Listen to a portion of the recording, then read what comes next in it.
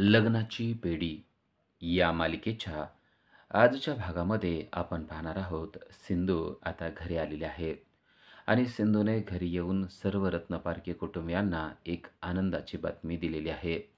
सिंधूच्या चेहऱ्यावरील आनंद पाहून सर्वांना अगोदरच आनंद झालेला असतो आणि ते विचारत असतात, सिंधू तू इतकी खुश आहेस म्हणजे नक्कीच तू काहीतरी गोड बातमी आणलेली आहेस. ती गोड बातमी काय आहे ते आम्हाला लवकरात लवकर सांग. आणि सिंधू त्यांना सांगते की आपले राघव आता लवकरच सुटणार आहेत. त्यांना बेल मिळणार आहे आणि त्यानंतर काहीच दिवसात ते निर्दोषसुद्धा मुक्त होऊ शकतात. आणि हे ऐकल्यावर रत्नपारखी कुटुंबियाच्या आनंदाला उधाण येतं. ते सर्वजण विघ्नहर्त्याचे, विनायकाचे आभार मानतात आणि म्हणतात की खरंच बाप्पामुळंच हे सगळं काही शक्य होऊ शकणार आहे. तेव्हा सिंधूला ते विचारतात, पण हे सगळं कसं काय शक्य झालं? तेव्हा सिंधू त्यांना सांगते की माझ्या हाती आता एक पुरावा लागलेला आहे आणि त्या पुराव्यामुळे आपण मधूपर्यंत आणि मधूच्या घरच्यांपर्यंत पोहोचू शकतो. हे ऐकल्यावर बाकीच्या सदस्यांना सुद्धा धक्का बसतो. पण मधू तर या जगात नाहीये ना, असा प्रश्न ते त्याला विचारतात. तेव्हा सिंधू सांगते की तोच तर मोठा ट्विस्ट आहे. मधू जिवंत आहे असा माझा संशय आहे. आणि हे ऐकल्यावर त्यांना आता दुसरा मोठा धक्का बसलेला आहे. सिंधू त्यांना सांगते की माझा असा संशयच नव्हे तर मला अशी खात्री वाटते की मधू जिवंत आहे. आपल्या विरोधात एक मोठं कट कारस्थान केलं जातंय आणि त्याचे शिकार म्हणजे आपले राघव झालेले आहेत. पण लवकरात लवकर आपण राघवला या सर्वातून मुक्त करूया. तेव्हा राजश्री म्हणते, सिंधू तुला काय करायचं ते कर, पण लवकरात लवकर माझ्या राघवला घरी घेऊन ये. त्याचा चेहरा पाहण्यासाठी माझे डोळे आतुर झालेले आहेत. सिंधू त्यांना म्हणते की तुम्ही आता काहीच काळजी करू नका. लवकरात लवकर मी राघव यांना घरी घेऊन येणार आहे आणि त्यांना निर्दोषसुद्धा आपण मुक्त करणार आहोत. पाटील वकिलांनी आपली केस घेतलेली आहे आणि त्यांना मी ते पुरावेसुद्धा दिलेले आहेत. राजश्री विचारते की कोणता पुरावा तुझ्या हाती लागलाय? तेव्हा सिंधू सांगते की माझ्या हातामध्ये मोदूच्या विरोधात एक जबरदस्त पुरावा लागलाय आणि तो जर का पुरावा आपण कोर्टामध्ये सादर केला, तर कोर्ट राघवला सहजपणे बेल देऊ शकेल आणि हळू-हळू आपण ती केस अगदी व्यवस्थितपणे जिंकू आणि राघवला निर्दोषसुद्धा मुक्त करू शकू. सिंधू हे सगळं सांगत असते, तेव्हा सर्व सदस्यांना मोठा धक्काच बसत असतो. सिंधूच्या हाती असं काय लागलंय विचारल्यावर सिंधू सांगते, की माझ्या हातामध्ये मधूचं कानातलं लागलेलं आहे आणि ते कानातलं मला कसं मिळालं हे ऐकल्यावर तर तुम्हाला अजूनच धक्का बसेल. सिंधू सांगते, की त्या दिवशी आपल्या घराच्या बाहेर आग लागलेली होती आणि आग लागल्यानंतर मी त्या ठिकाणी धावत पळत पोहोचलेले होते. आग विझवण्याचा मी आटोकाट प्रयत्न करत होते आणि आग विझवल्यानंतर जेव्हा मी तेथे गेले, तेव्हा मला एकदम धक्का बसला. कारण त्या आगीमध्ये एक चमकणारी वस्तू मला सापडली आणि ती चमकणारी वस्तू म्हणजे मधूचं कानातलं होतं. ते कानातलं तिथेच आगीच्या जवळ मला पडलेलं दिसलं आणि खरोखर ही कृपा आपल्यावर विनायकानंच केलेली आहे. बाप्पालाच असं वाटत असेल, की तो पुरावा आपल्या हाती लागावा आणि म्हणूनच मला तिथं त्याने पाठवलं आणि त्यामुळेच मला तो पुरावा मिळालेला आहे. सिंधू हे सगळं अतिशय खुश होऊन सांगत असते. आता या पुराव्याच्या आधारे आपल्याला सर्च वॉरंट काढता येणार आहे. हे ऐकल्यावर राजश्री आणि रुक्मिणी तर एकदम खुशच होतात. रुक्मिणी म्हणते, "लवकरात लवकर हा सर्च वॉरंट काढ आणि त्या मधूला लवकरात लवकर अटक करून कोर्टासमोर हजर कर म्हणजे माझा राघव बाहेर येईल आणि तो निर्दोष आहे हे सर्व जगाला समजेल." सिंधू म्हणते, "आता तुम्ही त्याची काहीच काळजी करू नका. आता एक-एक पाऊल आपण पुढे सरकत आहोत. एक तर खुशीची बातमी आपल्याला समजलेली आहे आणि लवकरात लवकर सर्च वॉरंटसुद्धा त्यांच्या घरापर्यंत पोहोचणार आहे आणि लपून बसलेल्या मधूला पोलीस लवकरात लवकर घराच्या बाहेर काढणार आहेत." सिंधूचा हा कॉन्फिडन्स बघून सर्वांना आनंद होतो. खरंच सिंधू तू खूप काही केलेलं आहेस आणि खरं तर बाप्पानेच आपल्याला सगळं काही करायला लावलेलं आहे, असं म्हणून राजश्री देवाचे आभार मानत असते. तर सिंधूसुद्धा म्हणते, की खरंच त्या विनायकाचे, बाप्पाचे आपल्यावर खूप खूप आभार आहेत, खूप कृपा आहे आणि त्याची कृपादृष्टी आपल्यावर आहे. त्यामुळंच आपल्याला सर्व काही गोष्टी अगदी व्यवस्थित घडताना दिसतायत आणि आता आपल्याबरोबर सगळं काही चांगलंच होणार आहे. इकडे पाटील वकील आता बाहेर पडलेले असतात आणि रस्त्याने ते चाललेले असतात. एका केसविषयी ते बोलत-बोलत चाललेले असतात. "मी सगळे डॉक्युमेंट तयार करून ठेवलेले आहेत. तुम्ही काही काळजी करू नका. ते डॉक्युमेंट मी तुम्हाला लवकरात लवकर पाठवेल." असं बोलत-बोलत ते चाललेले असतात. पण त्याच वेळेला त्यांच्या जवळून एक गाडी जाते. त्यांचं लक्ष त्या गाडीकडे नसतं. ते पुढं-पुढं चाललेले असतात आणि आता ते त्या गाडीच्या पुढे गेलेले असतात आणि त्या गाडीच्या आतमध्ये क्रूर मधू बसलेले असते. मधूला समजलेलं आहे की पाटील वकिलांनी सिंधूची केस घेतलेली आहे आणि त्यामुळे पाटील वकिलांचा काटा काढण्यासाठीच मधू तेथे आलेले आहे. पण या सर्व गोष्टीपासून पाटील वकील अनभिज्ञ आहेत. ते फोनवर बोलत आहेत आणि आपल्या केसविषयीची माहिती ते देत आहेत आणि फोन ठेवल्यानंतर ते त्या हातामध्ये कानातलं घेतात आणि म्हणतात की हे कानातलं आता खूप महत्त्वाचं आहे, कारण यामुळं आपल्याला राघव यांना बेल मिळवून द्यायची आहे. लवकरच सर्च रिपोर्ट काढायचा आहे. त्यांच्या डोक्यामध्ये असे विचार चालू असतानाच मधूने मात्र गाडी चालू केलेली आहे, गिअर टाकलेला आहे आणि ॲक्सिलेटर जोरात दाबलेला आहे आणि त्यामुळे वेगानं गाडी आता वकिलांच्या बाजूने येत आहे. पण वकिलांचं लक्ष त्याकडे नाही आहे, कारण गाडी पाठीमागून येत आहे आणि एका क्षणात ती गाडी त्यांच्या अंगावर येते आणि त्यांना धडक देते. त्यांच्या हातातील सर्व कागद आकाशात उडतात आणि पाटील मात्र जमिनीवर पडतात. रक्ताच्या थारोळ्यात पाटील वकील पडलेले आहेत. शांत आणि निश्चित होऊन ते पडलेले असतात आणि त्याच वेळेस मधू त्यांच्या जवळ आलेले आहे. मधू त्यांच्या हातातलं कानातलं काढून घेते आणि म्हणते की अशीच अद्दल तुला घडवायला पाहिजे होती. माझ्या विरोधात जाणाऱ्या प्रत्येकाला मी अशीच अद्दल घडवत असते. मधूच्या हाती आता ते कानातलं लागलेलं आहे आणि ते कानातलं घेऊन ती म्हणते की सिंधू, याच गोष्टीमुळं तू माझ्यापर्यंत पोहोचण्याचा प्रयत्न करत होतीस ना. हाच एकमेव पुरावा तुला माझ्या विरोधात मिळाला होता ना. पण आता तो पुरावा देखील तुझ्या हातातून मी काढून घेतलेला आहे. आता तू माझ्यापर्यंत कशी पोहोचणार हेच मला बघायचं आहे. आता तर ही केससुद्धा तू लढू शकणार नाही. नव्हे, राघवला तू बेलसुद्धा मिळवू देऊ शकणार नाही आणि राघवला निर्दोष मुक्त तर तुला करताच येणार नाही. आता तुझं मी काय करते ना ते बघ. तुम्ही मला जेवढा त्रास दिलेला आहे ना, त्याच्या 10 त्रास मी दिल्याशिवाय राहणार नाही, अशी आता मधूने खूणगाठच बांधलेली आहे. सिंधूकडचा एकमेव पुरावा आता मधूच्या हाती लागलेला आहे आणि त्यामुळे मधू मात्र भलतीच खुश झालेली आहे. कारण याच पुराव्याच्या आधारे तर सिंधू केस लढणार होती, पण आता तिला केस लढणं खूपच अवघड होणार आहे. तर इकडे सिंधू आता घरी बसलेली असते. राजश्री आणि रुक्मिणी सिंधूला म्हणतात, की "आता आम्ही दोघीही राघवकडून जाऊन येतो. तू आता घरामध्ये जरा शांत बस, आराम कर, कारण कालपासून तुझी खूप दगदग झालेली आहे. थोडासा आराम करण्याची तुला गरज आहे. थोडंसं शांत राहून तू आराम कर आणि त्यानंतर पुढं काय करावं लागणार आहे त्या गोष्टीचा प्लॅन कर." सिंधू म्हणते, "हो, मी थोडासा आराम करते. तुम्ही दोघीही राघवला जाऊन भेटून या आणि त्यांना भेटल्यानंतर सांगा, की काही काळजी करू नका. आता लवकरात लवकर सगळं काही व्यवस्थित आणि चांगलं होणार आहे." राजश्री आणि रुक्मिणी म्हणतात, "तू असल्यानंतर सगळं चांगलंच होणार आहे. तू किती मेहनत करते ना, ते आम्हाला दिसतंय. त्यामुळं आम्ही राघवला अगदी कॉन्फिडन्स देऊ, की तू लवकरात लवकर बाहेर येणार आहेस." आणि आता हे सगळं बोलून त्या दोघीही बाहेर निघून जातात आणि त्या निघून गेल्यानंतर सिंधू मात्र घरात असते आणि सिंधू बसलेली असते. तेव्हाच सिंधूला एक फोन आलेला आहे. सिंधूच्या बरोबर रेश्मा आणि ऋतुजा असतात. सिंधूला फोन आला आहे आणि सिंधू जेव्हा फोन घेऊन बोलते, तेव्हा मात्र तिला मोठा धक्काच बसतो. कारण फोन पोलिसांचा आलेला आहे आणि पोलीस सांगतायत, की एक तुमच्यासाठी बॅड न्यूज आहे. तेव्हा सिंधू घाबरते आणि विचारते, "काय झालं?" ते सांगतात, की "तुमचे पाटील वकील आहेत. त्यांना कुणीतरी अपघात घडवून आणलाय आणि त्या अपघातामध्ये त्यांना खूप इजा झालेली आहे.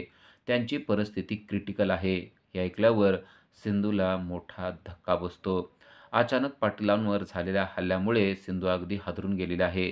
कधी घडले हे सगळं? कधी झाला अपघात? असे ते पोलिसांना विचारते. तेव्हा पोलीस म्हणतात, "आत्ताच ही गोष्ट घडलेली आहे आणि त्यांना सिटी हॉस्पिटलला ॲडमिट करून ठेवलेलं आहे.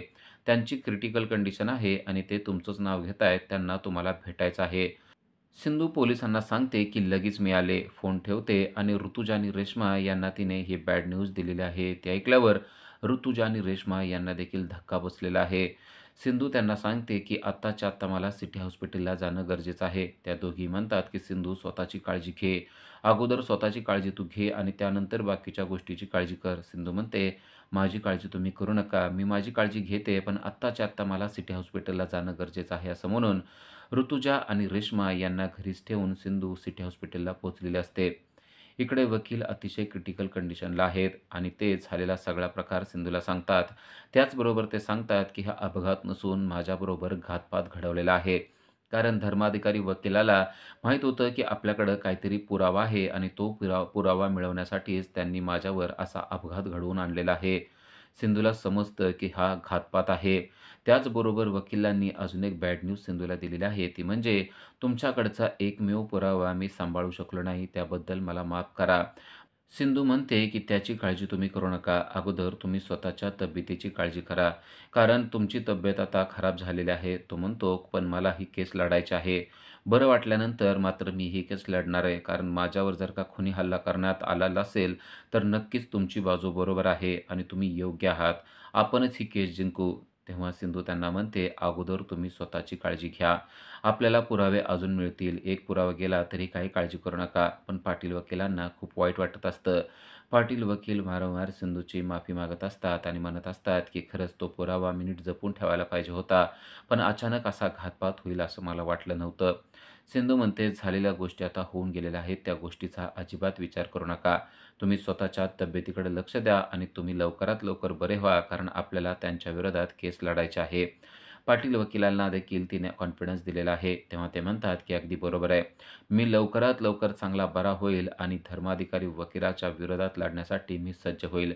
आपली बाजू सत्याची आहे आणि सत्याची बाजू कधीही जिंकणार आहे." सिंधू म्हणते, "हाच तर कॉन्फिडन्स आपल्याला हवा आहे. तुम्ही आता निश्चिंत राहा. आपण अजून पुरावे मिळवूया. त्याची तुम्ही काही काळजी करू नका. फक्त आता तुम्ही व्यवस्थित आणि ठणठणीत बरे होऊन या. मग आपण त्या सर्वांना कोर्टातच भेटूया." पाटील वकिलांना सिंधूने कॉन्फिडन्स दिलेला आहे. तेव्हा ते म्हणतात, की "नक्की, निश्चितपणे मी बरा होऊन येईल आणि तुमची केस मी पुन्हा एकदा लढणार आहे." पण आपल्या हातून गेलेला पुरावा या गोष्टीचा थोडंसं दुःख आता सिंधूला झालेलं असतं. कारण एकमेव तोच पुरावा तिला मिळालेला असतो. इकडे राजश्री आणि रुक्मिणी राघवला भेटण्यासाठी जेलमध्ये आलेले आहेत. राघवची तब्येत बघून रुक्मिणी आणि राजश्री यांच्या डोळ्यातून पाणी यायला लागतं. राजश्री राघवचा हात धरून रडत असते आणि त्याला म्हणत असते, की "तुझी तब्येत किती खराब झालेली आहेस. आता काय होणार आहे ना, तेच मला कळत नाही." तेव्हा राघव म्हणतो, की "आता काही नाही, सगळं व्यवस्थित होणार आहे. कारण सिंधूच्या हाती एक पुरावा लागलेला आहे आणि त्यामुळे लवकरात लवकर मला बेल मिळणार आहे. एवढंच नव्हे, तर जेलमधून सुद्धा मी सुटू शकणार आहे." राजश्री आणि रुक्मिणी राघवला म्हणतात, की "ते आम्हाला देखील समजलंय.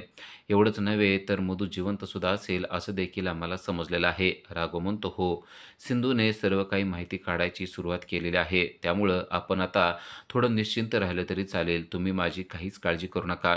कारण इथं जेलमध्ये मला कोणी काही त्रास देत नाही. तुम्ही निश्चिंत राहा. मला तुमचीच काळजी वाटते." तो आईला म्हणतो, की "आई, तू अजिबात रडू नको आणि स्वतःची तब्येत अजिबात खराब करून घेऊ नको. जर का तुला बरं वाटत नसेल, तर मग मात्र मला इथं अस्वस्थ होत राहणार आहे." रुक्मिणी म्हणते, "राघव, तू तिची काही काळजी करू नको. राजश्रीची काळजी मी स्वतः घेत आहे. तू फक्त स्वतःकडे लक्ष दे. तू इथं आहेस तर आम्हाला घरामध्ये अजिबात करमत नाही. कुठल्या सणामध्ये आमचं मन लागत नाही." राघव म्हणतो, "मला सगळं माहीत आहे. पण आत्ता आपल्या कुटुंबावर वाईट वेळ आहे. आपली ही वाईट वेळ लवकरात लवकर निघून जाईल." रुक्मिणी आणि राजश्री म्हणतात, की "आम्हाला देखील असंच वाटतंय. आता एक-एक पुरावा मिळत चाललेला आहे आणि असा एक-एक पुरावा आपल्याला मिळत गेल्यानंतर लवकरात लवकर तुला बेल पण मिळेल आणि सर्व जगाला समजेल की तू निर्दोष आहेस. मधू किती कपटे आणि निष्ठुर नालायक आहे ते देखील सर्वांच्या लक्षात येईल. मधू जर का जिवंत असेल तर मधूला देखील कोर्टामध्ये मोठ्यात मोठी कठीणात कठीण शिक्षा मिळेल असा कॉन्फिडन्स ते राघवला देत असतात आणि राघव त्या दोघींना सांगत असतो की तुम्ही म्हणताय अगदी तसंच होईल. राघव जेलमधून सुटणार या गोष्टीचा आनंद होऊन राजश्री आणि रुक्मिणी यांच्या चेहऱ्यावर आनंद येत असतो. राघव त्यांना समजावून सांगतो, की आता असंच आनंद आपल्या चेहऱ्यावर टिकवून ठेवायचा आणि असंच आनंदी राहायचं. काही जरी झालं तरी कसल्याही गोष्टीचं दुःख बाळगायचं नाही. राजश्री आणि रुक्मिणी त्याला भेटून आता घरी निघून जातात. तर इकडे मधू आता घरी पोहोचलेली आहे. आपल्याला त्या वकिलाच्या हातामध्ये हे कानातलं सापडलं असं तिनं धर्माधिकारी वकिलाला सांगितलेलं आहे आणि ते कानातलं बघून त्याला देखील धक्का बसलेला असतो. याच तर पुराव्याच्या आधारे ते आपल्या विरोधात केस उभी करणार होते. याच तर पुराव्याच्या आधारे राघवला बेल मिळणार होती असं धर्माधिकारी वकील सांगत असतो. तेव्हा मधू म्हणते, "पण आता तो पुरावा तर आपल्या हाती लागलेला आहे आणि त्यामुळं आता ते काहीच करू शकणार नाहीत. त्यांचा एक महत्त्वाचा पुरावा आपल्या हाती लागलेला आहे. त्यामुळे आता ही केस पूर्णपणे आपल्या बाजूने झालेली आहे." धर्माधिकारी वकील म्हणत असतात, "अगदी छान झालेलं आहे. आता ते काय करणार आहेत ना, तेच मला बघायचंय. त्या दिवशी मला पोलिस स्टेशनमध्ये एवढं ते बोलले होते ना, आता कोर्टामध्ये ते काय बोलणार आहेत ना, ते मला ऐकायचं आहे." तो अतिशय चांगलं काम केलंय असं म्हणून धर्माधिकारी वकिलाने मधूला शाबासकी देखील दिलेली आहे. पण तेवढ्यावरच ते शांत न राहता म्हणतात, की आपल्याला त्यांची प्रत्येक चाल समजली पाहिजे. मधू म्हणते, "मला देखील तेच वाटतंय. विशेषतः त्या सिंधूला आपण कमी समजलं नाही पाहिजे. आपण इथं शांत बसलो होतो, पण तिकडे ती आपल्या विरोधात पुरावा जमा करत होती. माझं एक कानातलं तिला सापडलं, त्यावरून ती राघवला बेलसुद्धा मिळवून देणार होती. सिंधूला कमी समजून आपण चूक करत होतो. पण आता सिंधूवर आपल्याला बारकाईनं लक्ष ठेवलं पाहिजे, असं मधू वकिलांना सांगत असते. तेव्हा वकील म्हणतात, यासाठी आपल्याला काहीतरी करावंच लागणार आहे. मधू म्हणते, माझ्याकडे एक उपाय आहे. आपण एखादा हेर सिंधूच्या पाठीमागं ठेवूया. त्यामुळे सिंधू कुठं जाते, काय करते, कसली माहिती काढते, ही सगळी माहिती आपल्यापर्यंत पोहोचत राहील. तेव्हा वकील म्हणतात, की मला मात्र असं वाटत नाही. एखादा हेर ठेवण्यापेक्षा मला असं वाटते, की आपण त्यांच्या घरामध्ये CCTV कॅमेरे इन्स्टॉल करून टाकूया. म्हणजे त्यांच्या घरातला प्रत्येक सदस्य काय करतोय, त्यांची पुढची चाल काय आहे, त्यांच्याकडे आपल्या विरोधात कोणते पुरावे लागलेले आहेत, नवे त्यांच्या मनामध्ये आपल्याविषयी चाललेल्या सगळ्या गोष्टी, त्यांचे प्लॅन सगळं काही आपल्या समोर येईल. मधूला ही गोष्ट पटते. ती म्हणते, "पण हे सगळं शक्य होऊ शकेल का?" आणि त्यानंतर ती म्हणते, की "मी एक फोन लावते." आणि तिने एका व्यक्तीला फोन लावलेला आहे. मधू त्या व्यक्तीला बोलत असते, तेव्हा शांतपणे वकील सगळे काही ऐकत असतात. मधू त्या व्यक्तीला सगळ्या काही गोष्टी समजावून सांगत असते आणि वकील ते सगळं काही शांतपणे ऐकत असतात. आता मधूने त्या व्यक्तीला सगळं काही सांगून झालेलं असतं. ती फोन ठेवते आणि वकिलांना म्हणते, की "मी त्या माणसाला सगळं काही समजावून सांगितलेलं आहे." वकील म्हणतात, ते तर आता मला ऐकायला मिळालंच आहे. आता माझा प्लॅन ऐक." असं म्हणून त्यांनी देखील मधूला एक प्लॅन सांगितलेला आहे आणि आता लवकरात लवकर हे दोघे मिळून रत्नपारखी घराच्या बाहेर आणि रत्नपारखी घराच्या आतमध्ये काही कॅमेरे लावणार आहेत आणि त्या कॅमेऱ्यामुळे मधू आणि वकील यांचं काम आता सोयीस्कर होणार आहे. सिंधू नक्की काय करते आणि सिंधूचे पुढचे काय प्लॅन आहेत ते सगळं आपल्यापुढं ओपन होणार आहे. या गोष्टीमुळे दोघेही आता एकदम खुश झालेले आहेत. जर का हा प्लॅन सक्सेस झाला, तर राघव कधीसुद्धा जेलच्या बाहेर येणार नाही आणि त्याला कठीणमधली कठीण शिक्षा होणार आहे, या गोष्टीचा आनंद दोघांच्याही चेहऱ्यावर स्पष्टपणे दिसत असतो. इकडे राघवकडे आता सिंधू गेलेली आहे आणि राघवकडे गेल्यानंतर सिंधूने राघवला एक बॅड न्यूज दिलेली आहे. सिंधू राघवला सांगते, की आपली केस लढणारे पाटील वकील आहेत, त्यांचा अपघात झालेला आहे. हे ऐकल्यावर राघवला मोठा धक्का बसतो. राघव म्हणतो, "मला वाटतच होतं असं काहीतरी घडणार आहे." सिंधू म्हणते, "तुम्ही ही गोष्ट मला अगोदर सांगायला पाहिजे होती. म्हणजे आपण पाटील वकिलांना थोडं सुरक्षित ठेवू शकलो असतो." राघव म्हणतो, "खरं तर मला हे तुला सांगावं असं सुचलंच नाही. पण आता या गोष्टी घडून गेल्यात. आता काय करू शकतो आपण?" सिंधू म्हणते, "आता आपण काहीच करू शकत नाही. कारण आपल्या हाती असलेला एक पुरावा देखील आपल्या हातून गेलेला आहे. आता तुम्हाला बेल मिळणं सुद्धा खूप कठीण होऊ लागलेलं आहे." राघव म्हणतो, "याच गोष्टीची मला भीती वाटत होती." मधू जिवंत आहे असा मात्र या गोष्टीचा अर्थ होतो. कारण ते पुरते घाबरून गेलेले आहेत. त्यांना समजलेलं आहे, की तुमच्या हाती पुरावा लागलेला आहे. तुमच्या हाती पुरावा लागलेला त्यांना पाहिजे होता, तो नष्ट करायचा होता. यासाठीच त्यांनी पाटील वकिलांवर हल्ला केलेला आहे. पण या हल्ल्यामुळे एक पॉझिटिव्ह गोष्ट मात्र आपल्याला मिळालेली आहे. एक दुसरा पुरावाच आपल्याला मिळाला आहे, असं राघव सिंधूला सांगतोय. तो पुरावा म्हणजे मधू 100% जिवंत आहे. फक्त आता त्या मधूला आपण शोधून काढणं गरजेचं आहे. ती मधू कुठे असेल असं तुला वाटतंय? असं सिंधूला तो विचारतो. तेव्हा सिंधू सांगते, की "तुम्ही मागं सांगितलं होतं तेच मला खरं वाटतंय." मधू ही त्यांच्या घरीच असणार आहे आणि त्यामुळं आपल्याला त्यांच्या घरी जाऊनच हे पुरावे जमा करावे लागणार आहेत. राघव म्हणतो, "पण तू तुझ्या जीवाला जप, कारण ती लोकं खूप वाईट आहेत. तू स्वतःला जपणं आत्ता गरजेचं आहे." तर उद्याच्या भागामध्ये आपल्याला पाहायला मिळतं, की वकील मधूला सांगतायत, की रत्नपारखी घरांच्या आतमध्ये आपण CCTV कॅमेरे इन्स्टॉल करण्यामध्ये सक्सेस झालेलो आहोत. आता सिंधू जे काय करणार आहे, ते सगळं आपल्याला समजणार आहे, कारण त्यांच्या घरात वेगवेगळ्या ठिकाणी CCTV कॅमेरे लावण्यात आलेले आहेत आणि ही बातमी ऐकल्यानंतर मधू तर आनंदाने उड्या मारत आहे. आता सिंधूची प्रत्येक चाल आपल्यापर्यंत पोहोचणार आहे आणि त्यामुळे सिंधूच्या प्रत्येक चालीवर आपल्याला सोल्युशन काढता येणार आहे. पण त्याच वेळेस सिंधू मात्र त्यांच्या घरी पोहोचलेली आहे. सिंधूने वेश बदललेला आहे. सिंधू एका वासुदेवाचा वेश घेऊन वकिलाच्या घरात म्हणजेच मधूच्या घरात पोहोचलेली आहे आणि मधू नक्की कुठे लपून बसलेले आहे, मधूला नक्की कुठे लपवून ठेवण्यात आलेला आहे याचा शोधाशोध ती घेत आहे. वकील मात्र या गोष्टीपासून अनभिज्ञ आहे. वकिलाला माहीत नाहीये, की या वासुदेवाच्या वेशामध्ये सिंधू त्याच्या घरात आलेली आहे आणि सिंधूने तिची सिंधुगिरी दाखवायला सुरुवात केलेली आहे.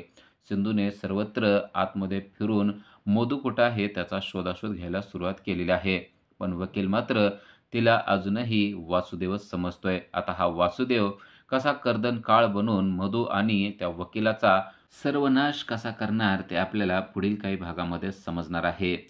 अशाच अपडेटसाठी आजच आमच्या चॅनलला सबस्क्राईब करा. थँक